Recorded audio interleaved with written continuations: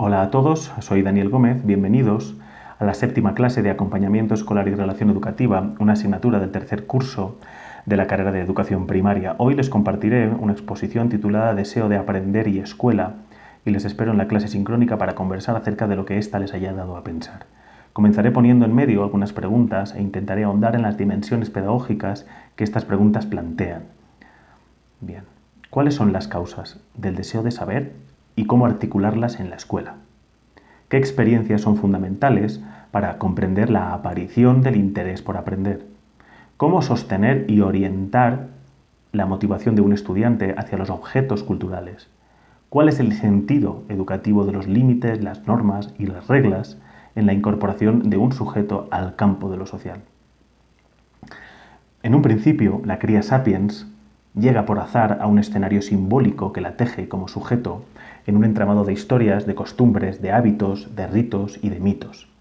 Una herencia cultural que constituye en el cachorro humano un modo de ser, pero que al mismo tiempo no lo constituye completamente ni lo sitúa de una vez y para siempre. Todo sujeto, dice John Carles Melick, es un extraño en la propia casa respecto de ese otro que lo habita. Por así decir, se necesita ser de otro modo, porque se es incapaz de cumplir lo que ha sido previsto y porque nunca acaba de satisfacer lo que se tiene. El sujeto experimenta una fractura entre lo que ha sido dado, lo que le ha sido dado, lo que han hecho con él y lo que quiere ser, lo que busca fuera de sí mismo. Esta escisión entre la naturaleza de lo que es, de lo que se es, y la condición de lo que se desea ser, es una tensión irresoluble, una ambigüedad insuperable, pero inherente a la existencia, algo así como una incoherencia que conlleva un sufrimiento inevitable. La posición del ántropos es errática y precaria, pues no conoce a priori qué decisiones son adecuadas ni hacia dónde tiene que dirigirse. La condición será humana si pone en cuestión lo que ha heredado y acepta la ruptura excéntrica con el objeto perdido. Lacan, Seminario 11. El camino de filiación en un mundo común conlleva un trabajo de distanciamiento del modelo original, porque las referencias en que nacemos no son absolutas, no coinciden con la necesidad de sentido personal. El humano está obligado a inventar su propia existencia vivida. Una creación siempre provisional, dice Bárcena, como si explorara modos diferentes de resituarse entre lo que es y lo que desea ser. Se trata de aceptar el dolor, que supone diferenciarse de lo heredado sin saber con seguridad hacia qué se transforma. Se trata de que vivir pasa por asumir lo frágil del orden simbólico que se es en tanto humano. Asumir la posibilidad del asombro, que la palabra extraña del otro lo desordene para reordenar su subjetividad con una lengua propia. La palabra del otro es la puerta de acceso a la humanidad, devenir un sentido, un deseo y nombre propios. Aunque nunca conseguirá apropiárselos, no serán del todo suyos, justamente porque la vida es donación. ¿Cuál es la función de la educación en la filiación simbólica del sujeto en el tronco de lo común? ¿Qué se pone en juego en el acompañamiento del otro en su inscripción cultural? ¿Cuáles son los gestos pedagógicos que permiten el despertar en el otro del deseo de saber? Según Fernando Bárcena, no se nace persona, sino que devenimos una forma singular de ser alguien. Cada ser humano es una promesa de forma porque somos en devenir. El ser humano es fruto de una filiación cultural, lingüística y de una tradición y en la trama del tiempo, pero ante todo fruto de la apertura de su universo simbólico para un constante comienzo. Para que tenga lugar esta apertura, en forma de exposición hacia el deseo de lo otro y del otro, dice Massimo Recalcati, desde el psicoanálisis, dice, hace falta un vaciamiento traumático y preliminar de la presencia adhesiva al objeto familiar. Para que haya ganas de vivir, es necesario un desprendimiento del goce inmediato del imaginario heredado. Para estimular el movimiento hacia el saber y el conocimiento, debe haber sublimación de la pulsión de omnipotencia. El goce y la pulsión denominan la recurrencia con la que una criatura se fusiona con su centro, clausurando los trayectos que le permitirían producir diferenciaciones en su identidad respecto a la transferencia del origen. Encontramos esto en Nuevas conferencias de introducción al psicoanálisis de Freud. Dice, puesto que los códigos de pertenencia, por sí solos, no bastan para habilitar a un sujeto con los recursos necesarios para configurar un yo en el mundo. La escuela ofrece un tiempo, un espacio y unos medios para elaborar otros sentidos y otros saberes distintos a los transmitidos en el primer nacimiento. La escuela es, entonces, el lugar donde el sujeto nace por segunda, tercera o cuarta vez, posibilidad de un nuevo comienzo, ahora en los brazos de una cultura plural y de un mundo común. El placer sin límites en el objeto familiar del imaginario es incestuoso e incrementa en el niño un yo narcisista encapsulado en los códigos de origen que resulta mortífero. Seminario 18 de Lacan. Aquí la tarea del profesor consistiría en imposibilitar este consumo ilimitado de sí mismo con el cual el niño tiende a autodestruirse en un goce fácil, solipsista y mortal, porque, en lugar de ayudarlo a crear relaciones de alteridad, lo mantiene retirado del mundo, desconectado de su deseo. Son los itinerarios de filiación en una cultura que proponen diversos artefactos gramaticales, lo que dan al niño la oportunidad de salvarse del peso del programa genealógico que puede inhabilitarlo en sus potencias. Con el fin de que el niño pueda desarrollar su singularidad, ésta precisa distanciarse de la exclusividad de lo mismo, del predominio de la mismidad. La singularidad necesita el acontecimiento de la alteridad para aparecer, pues el recién llegado no es solo alguien que es, sino más bien ruptura de lo que es, o sea, promesa y devenir, dice Bárcena. Devenir, de otro modo, demanda la producción de un vacío como establecimiento de una distancia de quien es. Vaciarlo de la simbiosis familiar o quizás delimitar aquello que ya está en él como real ausente, que explica Lacan en el Seminario 6, el deseo y su interpretación. En cualquier caso, abrir una hendidura en su universo simbólico, conservarlo incompleto, no saciado, para que pueda progresivamente hacerse presente como sujeto de deseo. Se trata de interrumpir lo que han hecho de él y lo que le ha sido dado para ofrecerle otro lenguaje con el que nombrar y nombrarse de otras formas. Un lenguaje que irrumpa en la lengua que lo precede y habilite un diálogo que posibilite otras maneras de decir y decirse, otros modos de conocerse, de comprenderse, de sentirse, de pensarse, de compartirse con los demás.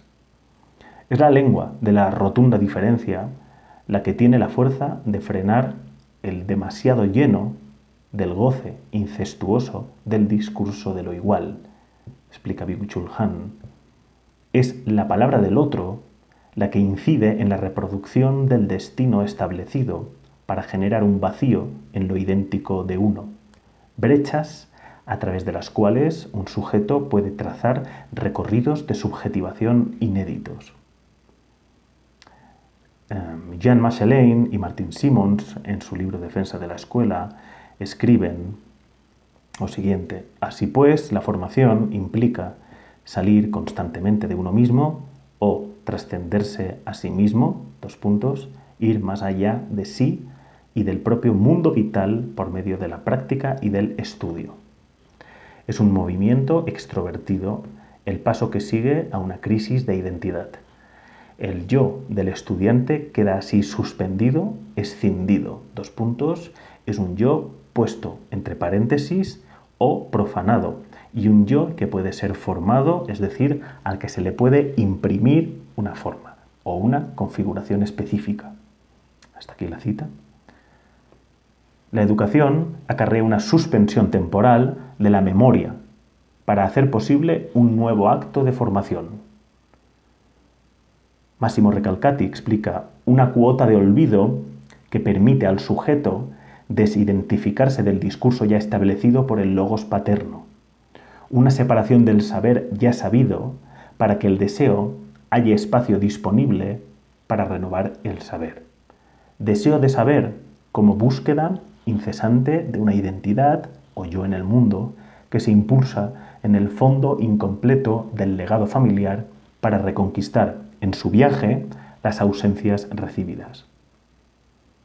La memoria y el olvido son dos tiempos fundamentales de la enseñanza.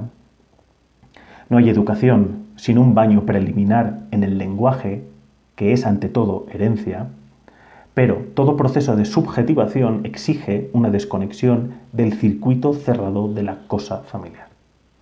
Esta es la demanda irreductible del rostro de una infancia que necesita continuar viviendo sin ser abrumada por la carga mortífera del pasado.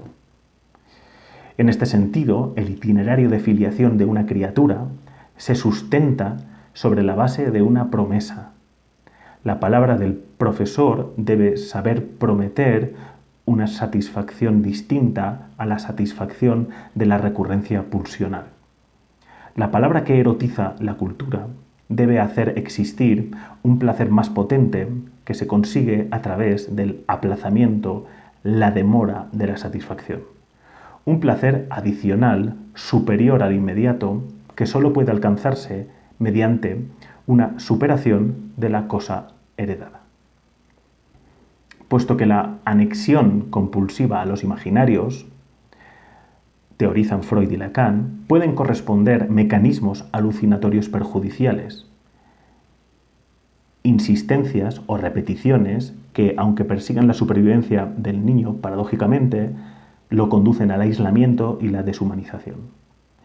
El goce adherido a la cosa, C mayúscula, el goce adherido a la cosa excluye el tránsito obligado por el lenguaje de la alteridad, lenguaje que produce en el sujeto la subjetivación del deseo del otro, y con ella la ruptura del ideal egocéntrico en uno mismo. El proceso de formación, por tanto, tiene lugar como un corte en el goce o castración simbólica del mandato paterno.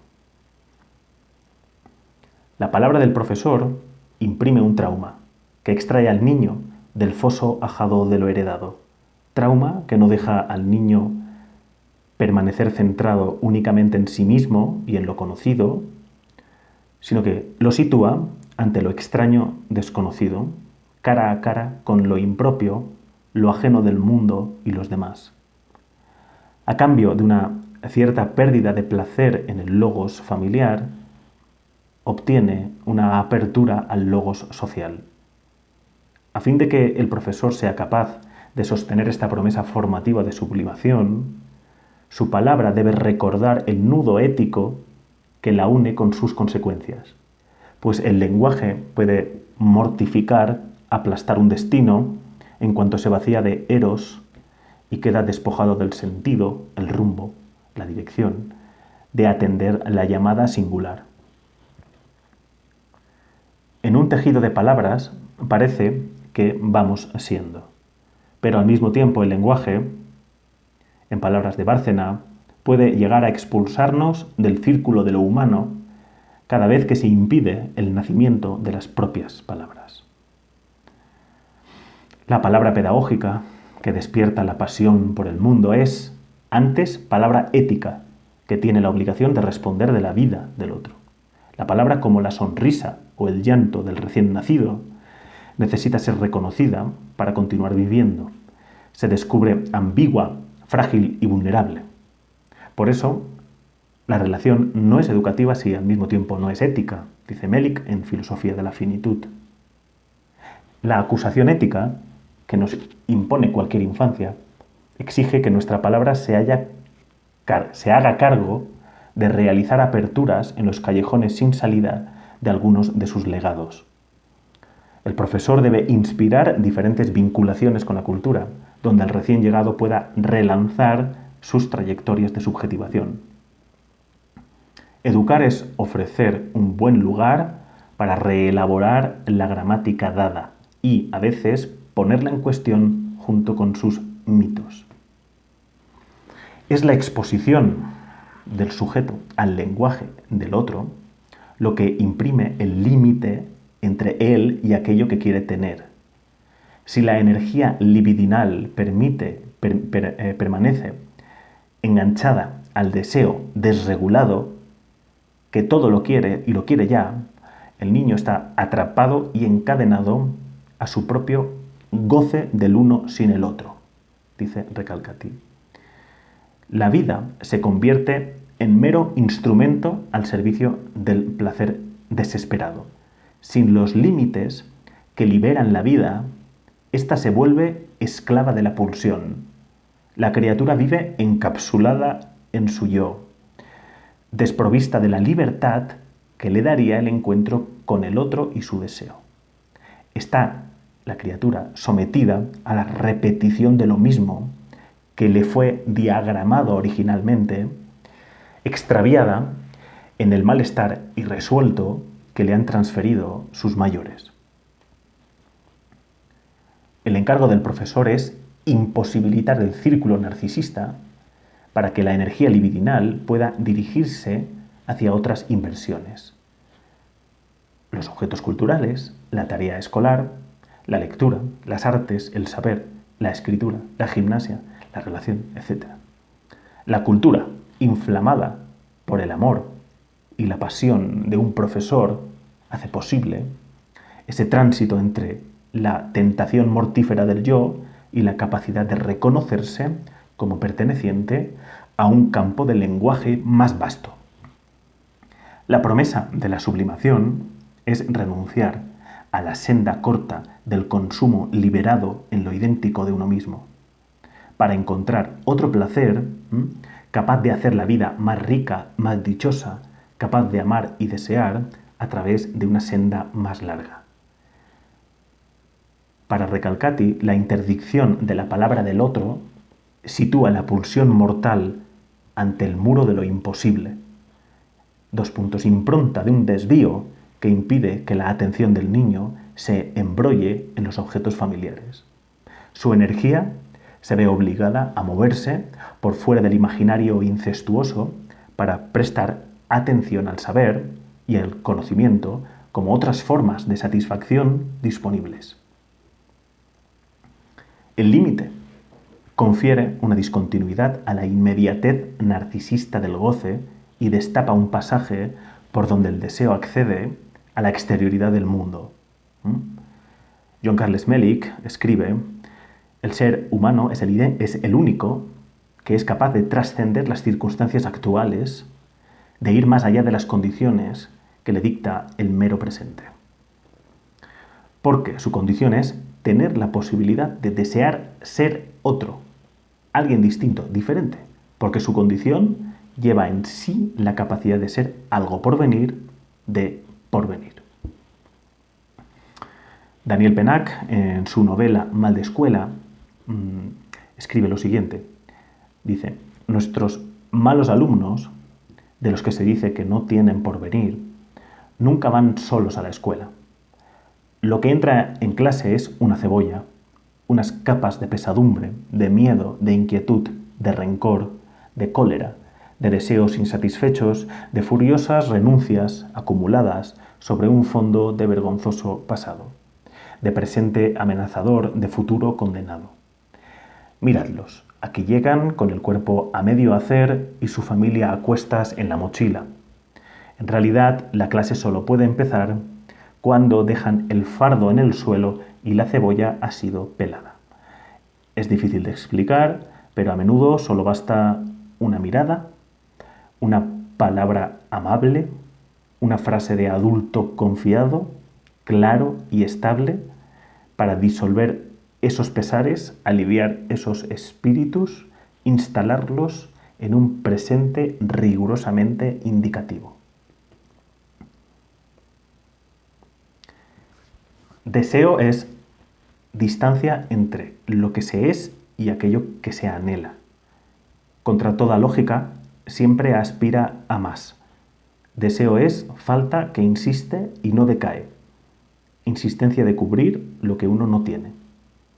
El deseo es carencia inconforme, vacío insatisfecho, eterno viajar, exilio de quien no se ciñe a lo dado.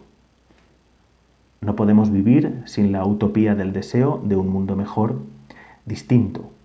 Por eso, saciar la búsqueda con el goce supone el agotamiento del sujeto.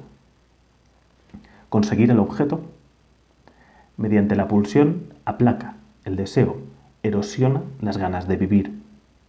Indiferencia y desesperanza en contraposición a las posibilidades exteriores que abren a la novedad. La pulsión del gozar ubica el objeto de deseo en el yo. Su consecución borra la carencia, llenándola, y mortifica el deseo. Pero el deseo quiere la ausencia de lo que quiere, desea estar deseando. Se intensifica cuando desea lo otro inaccesible, el mundo, el prójimo.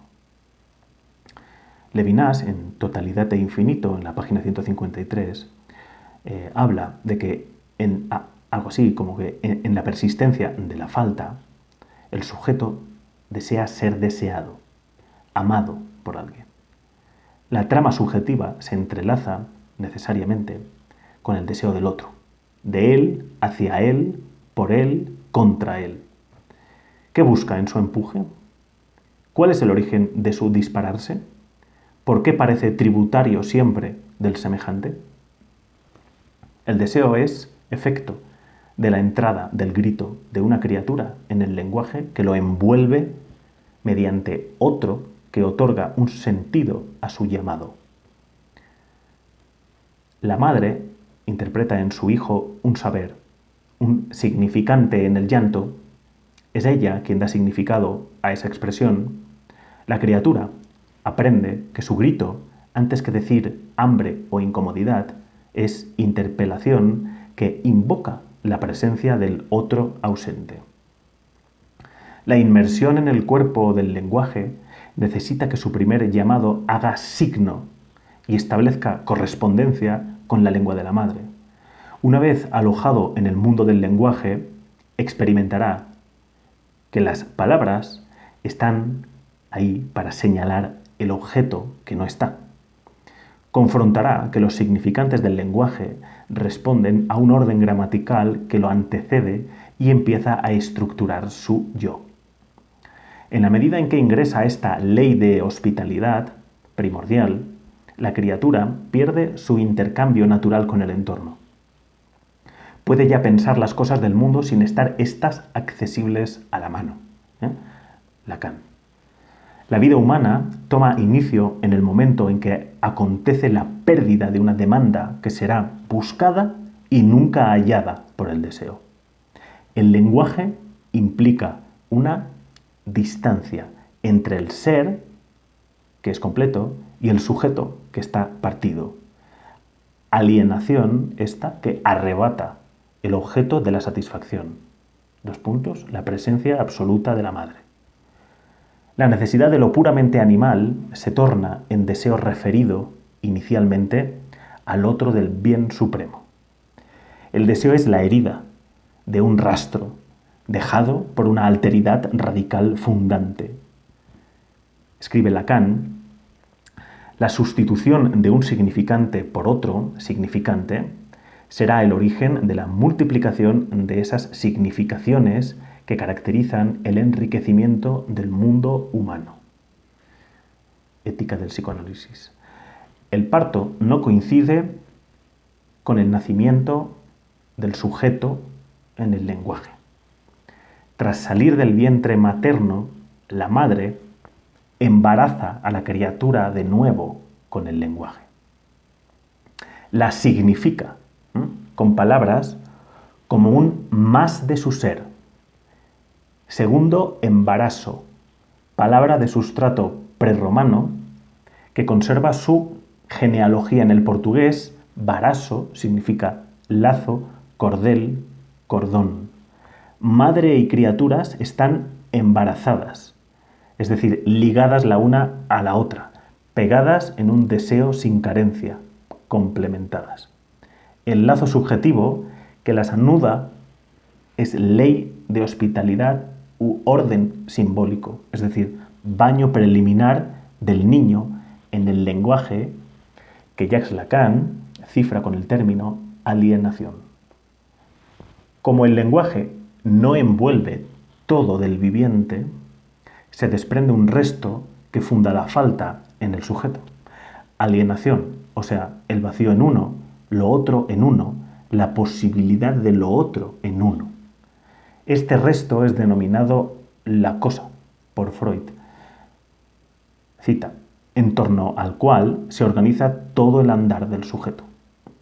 En definitiva, la ley preontológica del lenguaje opera como su separación fundamental, palabra fluctuante entre el latín se parere, parirse, y el francés se parer, vestirse, defenderse.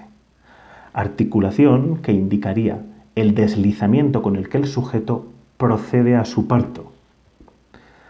Alejamiento del goce, satisfecho de la unión con la madre, completitud que se divide, quedando la falta, la cosa, que inspirará tanto el deseo de amor como la pulsión de muerte.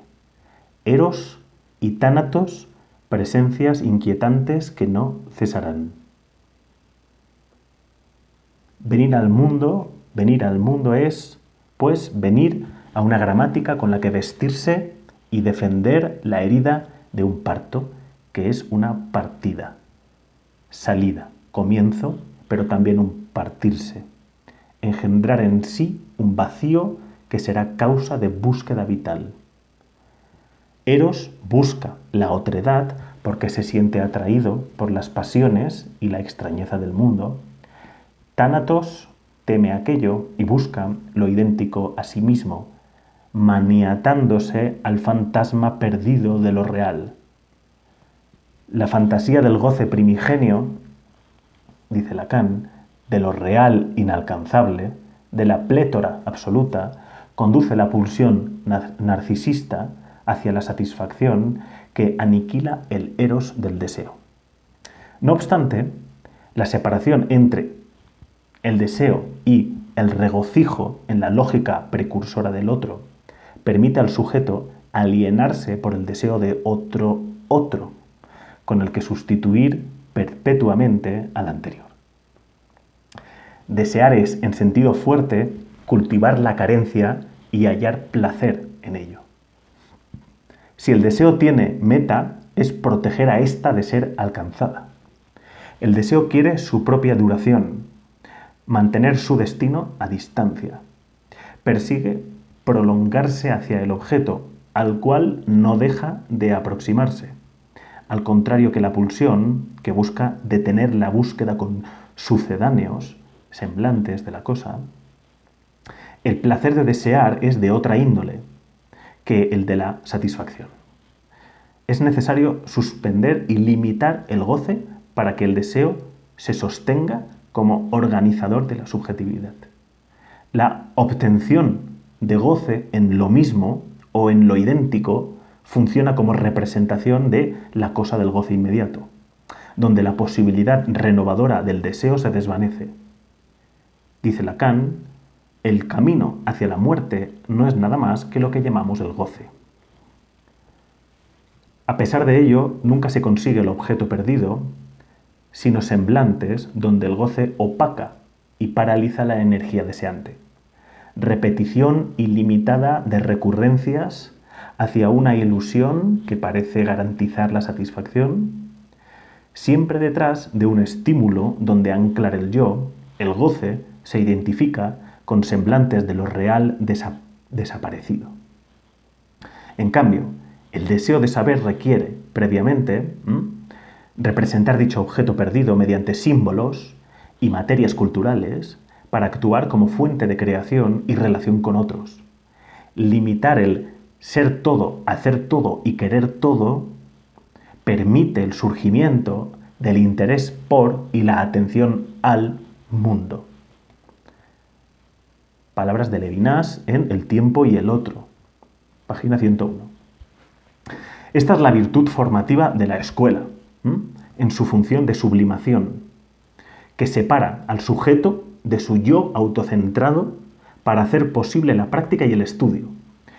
Ejercicios poéticos, donde el sujeto puede trascenderse a sí mismo y ser de otro modo.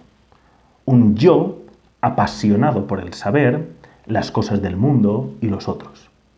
Satisfacer la pulsión de muerte reprime u oprime los movimientos hacia el lazo social y el conocimiento.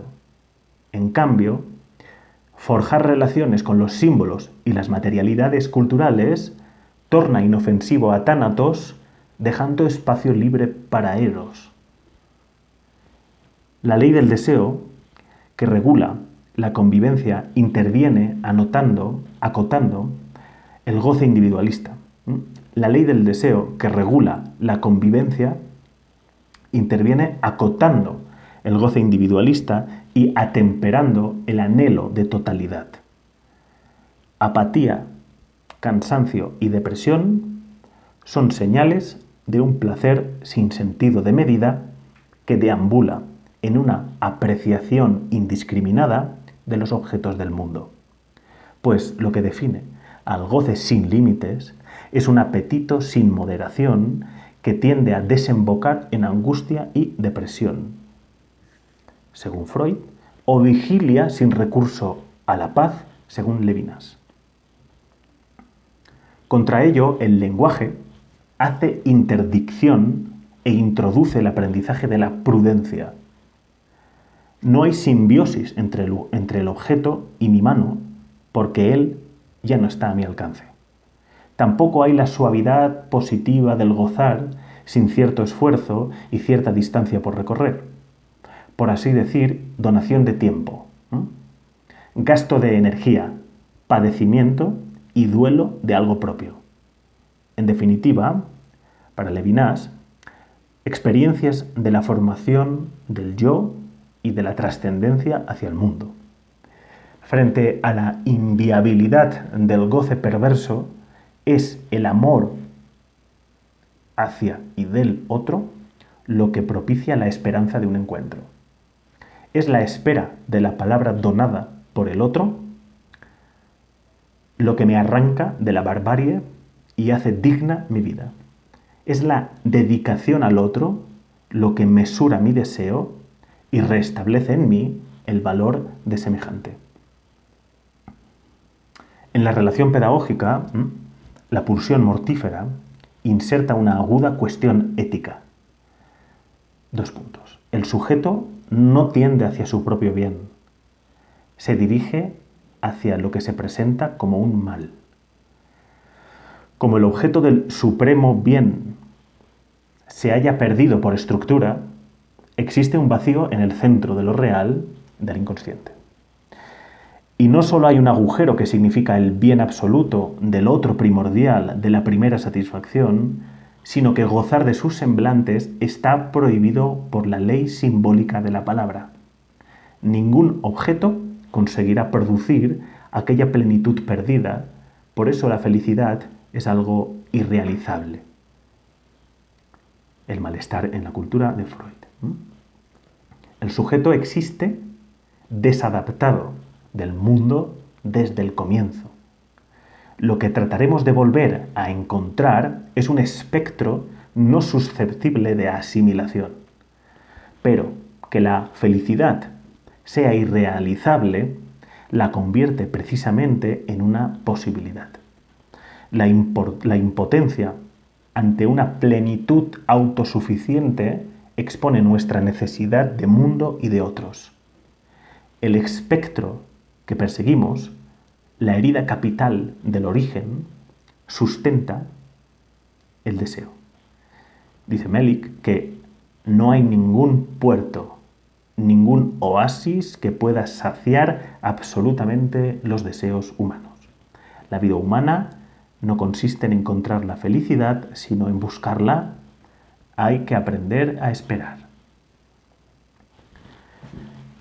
Si el deseo permanece enganchado a la pulsión, que todo lo quiere y lo quiere ya, el niño estará atrapado y encadenado a su propio goce aislado, distraído en los fantasmas familiares. El alumno será incapaz de enfocarse en algo distinto, estará fijado en la tendencia a prevalecer por encima de los demás, gozando en el sufrimiento de su angustia. De ahí que en los seminarios 5 y 6, las formaciones del inconsciente y el deseo y su interpretación, Lacan desarrolla la premisa de que no hay deseo de saber, sino horror al saber, porque el encuentro con el saber es un acontecimiento perturbador para el sujeto, ya que el conocimiento representa una alteridad radical respecto a la propia identidad y al propio goce instantáneo. El tránsito entre el narcisismo del alumno y la alteridad del saber se hace posible gracias a la asociación de dos gestos ético-pedagógicos. Por un lado, la prohibición del sujeto de gozar sin hacerse responsable de los demás, y por otro, el amor y la pasión con las que el profesor inflama la cultura y con las que despierta en el alumno el interés por las cosas del mundo y la curiosidad que motorizan el aprendizaje. El límite, la ley, impide el goce centrado en el interior y destapa un pasaje por donde el deseo accede a la exterioridad del mundo. Por eso la razón de ser de la educación, según Cornelius Castoriadis, es ayudar al recién llegado, ese manojo de pulsiones e imaginación, a volverse un antropos. Educar es hacer de un monstruo deseante y soñador un ser humano. Educar es la acción de dar a la pulsión una orientación diferente al síntoma, a la inhibición, al abandono, al miedo o a la ansiedad. O sea, el oficio de educar trata de realizar una sublimación, a saber, hacer que la pulsión se vuelva otra cosa, deseo de saber. Esta tarea exige un esfuerzo que conduce al alumno a escoger objetos de conocimiento, a desarrollar trabajos constructivos, a aventurarse en la exploración de lo ignorado, en suma, a aprender. Trayectos en los que la satisfacción no es inmediata ni depende solo de la propia voluntad, sino que demandan una espera paciente, ya que el placer llegará más tarde y después de un cierto trabajo. Un trabajo que es además un esfuerzo social, porque para que exista deseo de saber, el deseo debe ser reconocido como deseo por alguien. No es tan elemental el objeto hacia el que se dirige el deseo, sino que el mismo deseo sea reconocido por un otro que le dé el estatuto de deseo singular y significativo. En este orden de cosas, es el reconocimiento del deseo la puerta que abre paso al deseo de conocimiento. Sin embargo, no dejamos de advertir que hay circunstancias y dificultades vitales en las que influyen tanto componentes del contexto como significaciones existenciales, que ubican al alumno en una posición subjetiva donde todo interés y curiosidad por el mundo están reducidos, coartados, obstruidos, censurados. Esto es lo que Slavoj Žižek ha dado en llamar desublimación represiva. Cuando un trauma no ha podido tramitarse simbólicamente con la palabra, se impide que el deseo de saber halle un rumbo para efectuarse. Para que un saber obtenga la condición de objeto transicional, dice Donald Winnicott, en Realidad y Juego, el profesor debe investir dicho objeto de deseo, de amor y de pasión. No basta con disponerlo. Para que un saber, repito, obtenga la condición de objeto transicional, el profesor debe investir dicho objeto de deseo, de amor y de pasión. Y no basta con disponerlo. Dicho de otro modo, el objeto debe ser fuertemente significativo para el profesor, que lo ofrece para que pueda ser relibidinizado y resignificado por quien lo recibe para tomarlo como propio. Aquí educar se revela como la actividad de poner a disposición algo y la actividad de significarlo. Para que el otro lo tome, es preciso que lo presentado sea significado por el profesor, para que signifique algo para el estudiante. La educación no entrega solamente un objeto cultural, sino al mismo tiempo la posibilidad de la transformación de la subjetividad que se produce a través de la apropiación del objeto. Para que esta transformación subjetiva sea posible, no vale una presencia cualquiera, sino la presencia de un profesor inscrito en el mundo común. Un mundo común con el que mantiene múltiples relaciones de saber que encarna y singulariza de una manera concreta, única e irrepetible. Es por ciertas particularidades de un docente que nos ponemos a estudiar con interés algunas materias y que rehusamos o apartamos otras. Pero lo que se pone en cuestión no es el docente real, sino las características que le atribuimos cuando su presencia se aviene a ello. Entonces, el docente ocupa una posición de transferencia que se cimienta sobre una ficción que parte de una proyección del alumno. 2 puntos. ¿Qué proyecta el alumno? La asignación a su profesor de una serie de cualidades que éste no tiene. No obstante, lo crucial en la relación pedagógica no es tanto la autenticidad de tales cualidades, sino la efectividad de su asignación. A la operatividad de esta posición pivote de la transferencia, Lacan, en el Seminario 8, la denomina sujeto supuesto saber, es decir, el estudiante atribuye al docente un saber absoluto, un saber que el estudiante reconoce como una aportación a su proyecto de vida. La enseñanza se funda en la movilización del deseo de saber en el sujeto mediante la conversión de un objeto cultural en un cuerpo erótico.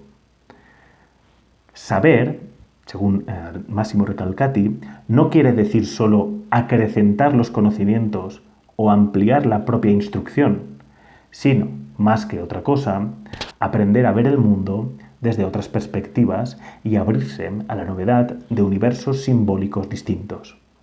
Por una parte, la ley de la palabra marca un límite al goce inmediato y alucinatorio de la pulsión, coaccionando a ésta a complacerse mediante el itinerario más largo de la relación con la cultura.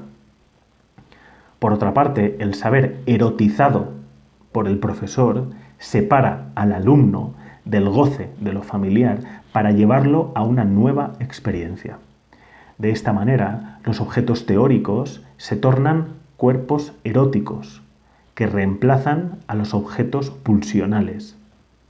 La cultura imprime una distancia entre el sujeto y el placer incestuoso, por donde emerge el deseo para obtener satisfacción en el mundo y en los otros. Voy terminando. El profesor se encarga de transfigurar la cultura en un cuerpo que despierta amor. Sus gestos se dedican a expandir las posibilidades del porvenir de los alumnos.